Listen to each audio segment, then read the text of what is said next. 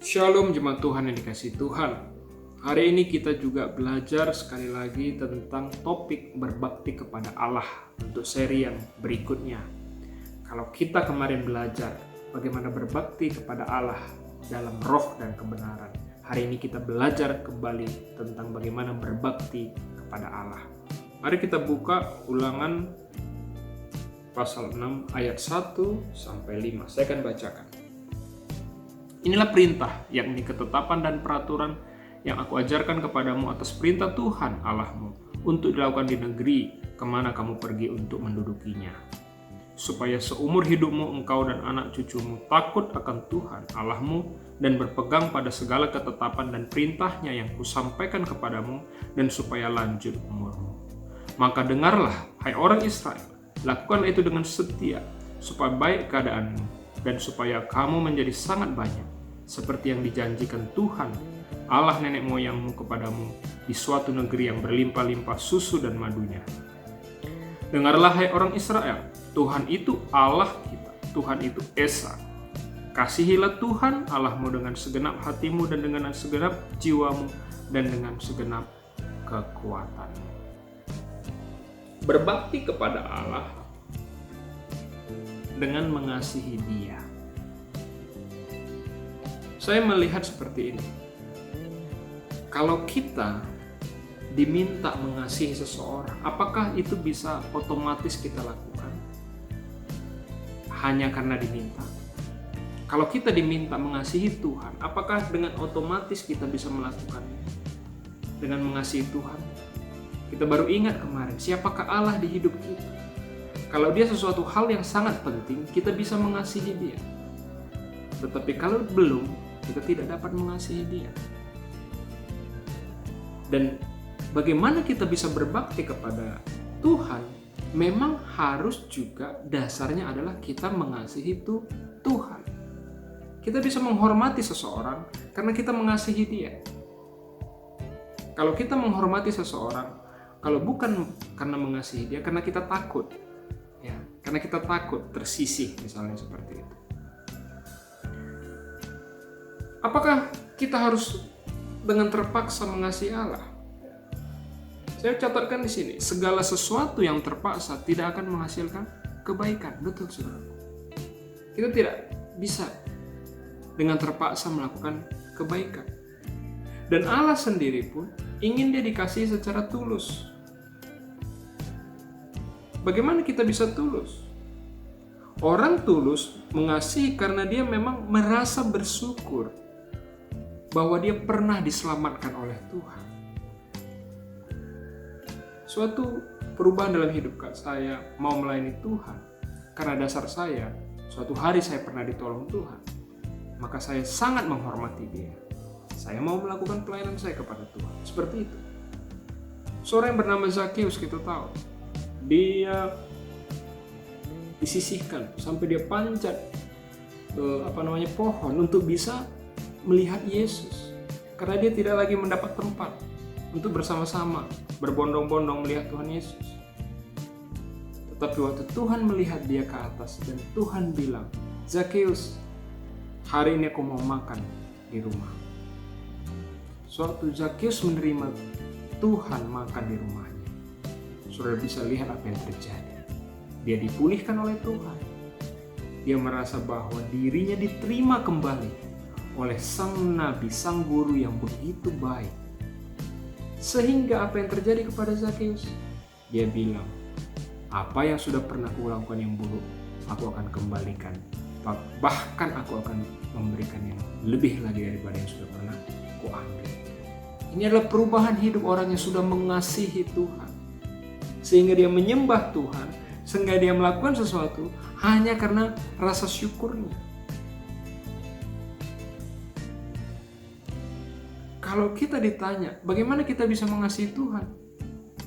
Kalau kita merenungkan sebenarnya, suatu Yesus mau disalibkan di kayu salib, itu sudah lebih dari cukup untuk kita bisa mengasihi Tuhan. Karena kalau tidak, kita bukan siapa-siapa. Kita tidak jadi siapa-siapa.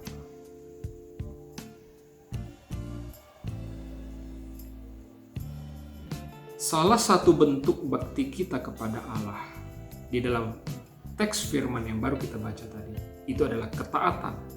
Saya akan baca ulang di dalam Ulangan 6 ayat 1-2. Inilah perintah, yakni ketetapan dan peraturan yang aku ajarkan kepadamu atas perintah Tuhan Allahmu untuk dilakukan. Jadi dalam ulangan itu dikatakan, ini adalah perintah untuk dilakukan. Kalau sebuah perintah dari Allah kita lakukan, itu karena kita taat. Itulah namanya sebuah ketaatan. Sebuah ketaatan adalah hal yang bagaimana kita melakukan apa yang diperintahkan. Kalau kita menganggap Allah kita terpenting, maka apapun perintah dia, kita akan lakukan. Abraham adalah orang yang taat. Dia mau meninggalkan dari Haran, mau pergi ke dalam tanah perjanjian. Kenapa? Karena dia taat kepada Tuhan. Dia percaya dan taat kepada Tuhan. Nuh taat, maka dia membangun bahtera. Kalau kita selidiki di Alkitab, Nuh membangun bahtera itu sampai 100 tahun. Artinya apa?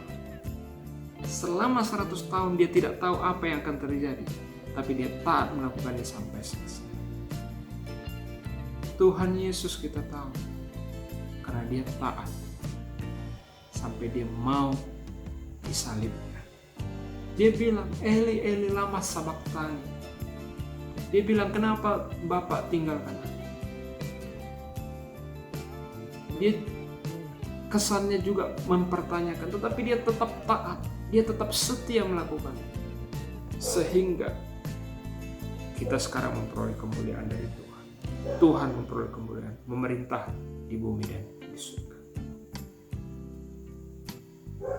Kalau hari-hari ini kita mungkin gak mengerti apa perintah Tuhan. Kok disuruh aku seperti ini? Kenapa aku seperti harus di sini? Mengapa keadaanku seperti ini dan melakukan hal ini?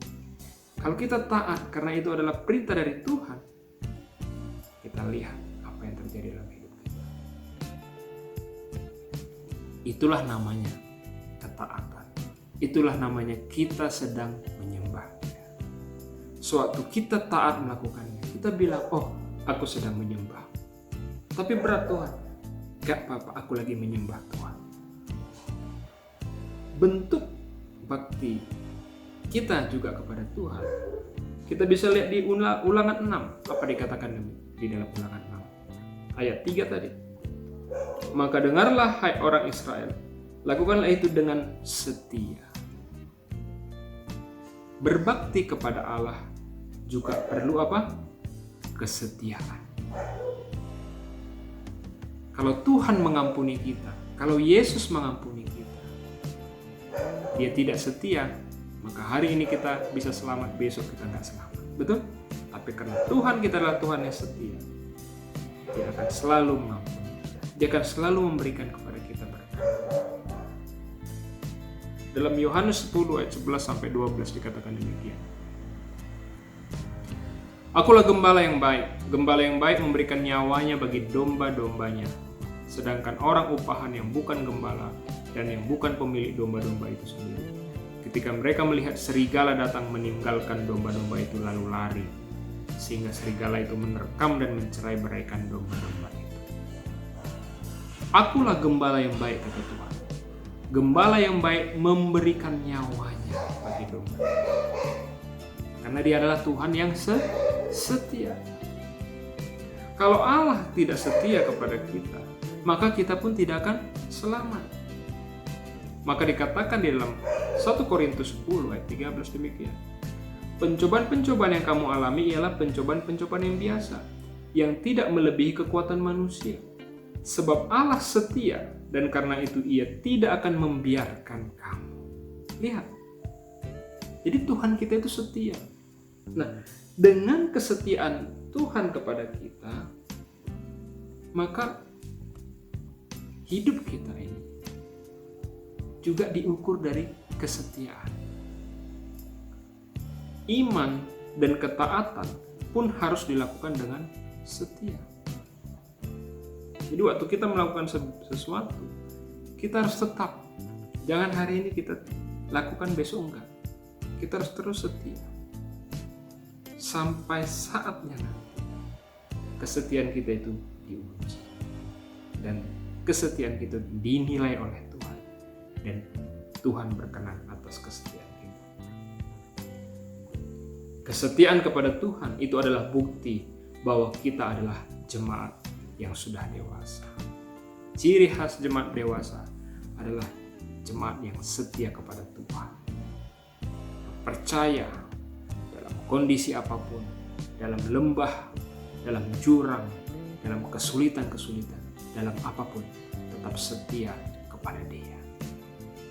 Ini yang diminta Tuhan, berbakti kepada Tuhan.